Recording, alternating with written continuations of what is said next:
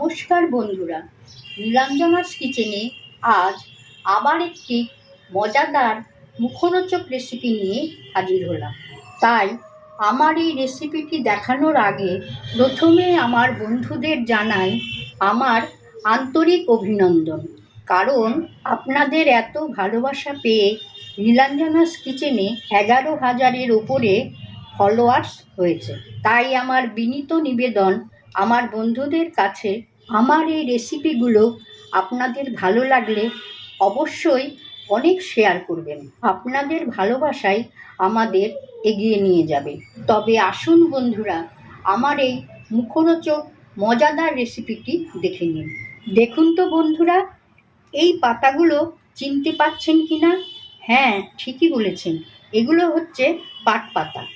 এই পাতাগুলোকে আমি ভালো করে জল দিয়ে ধুয়ে বোটাগুলো একদিকে রেখে 4টে কি 5টা পাতা একসঙ্গে করে সাজিয়ে নিয়েছি।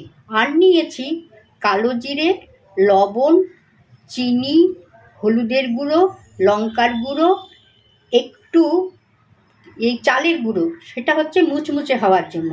আর নিয়েছি বেসন আর সাদা তেল। আজ আমার এই মুখরোচক মজাদার রেসিপিটির নাম পাট পাতার পাটরানি। দেখুন বন্ধুরা, একটা বাটির মধ্যে আমি সমস্ত বেসনটা নিয়ে নিয়েছি। এবার আমি প্রয়োজন মতো একটু চালের গুঁড়ো দিলাম, আর আমি একে একে সব মশলাগুলো দিয়ে দেব। প্রথমে আমি একটু হলুদের গুঁড়ো দিলাম, একটু লবণ দিলাম, একটু লঙ্কার গুঁড়ো দিলাম, একটু চিনি, আর দিলাম কিছুটা কালো জিরে। প্রথমে আমি সমস্ত মশলাগুলোকে এই চামচ দিয়ে মিশিয়ে নিচ্ছি। দেখুন, আমি সমস্ত মশলাগুলো মেখে নিয়েছি। এবার আমি পরিমাণ মতন জল দিয়ে এই মশলাগুলোকে ভালো করে ফেটিয়ে নেব। ফেটানো হয়ে গেলে নুন, ঝাল আর সামান্য মিষ্টিটা আপনারা আপনাদের স্বাদ মতো একটু দেখে নেবেন। দেখুন, আমি বেসনটাকে এইভাবে ভালো করে ফেটিয়ে নিয়েছি। এবার আমি কড়াইতে তেলটা দিয়ে দিলাম।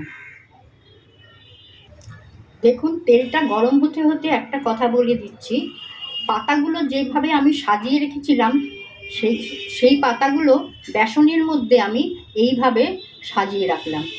এবার আমি এগুলো বেসনে ডুবিয়ে ভেজে নেব।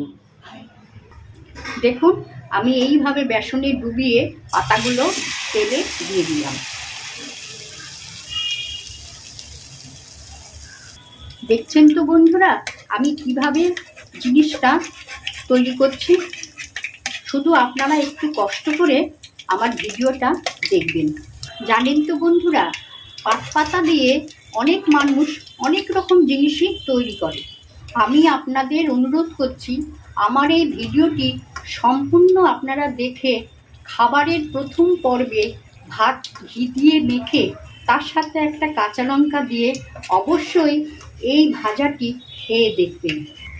আর খেয়ে দেখার পর আপনারা অবশ্যই কমেন্ট বক্সে আমাকে জানাবেন। আমি কিন্তু আপনাদের আশায় রইলাম। আর একটু খেয়াল রাখবেন, ভাজার সময় গ্যাসটা একটু কমিয়ে একটু লালচে করে ভাজবেন, তাহলে দেখবেন ভাজাটা মুচমুচে হবে। দেখুন বন্ধুরা, আমি ঠিক এই রকম লাল করে ভেজে নেওয়ার কথাটাই বলছি। আমার ভাজা হয়ে গেছে, এবার আমি এইগুলো তুলে নেব।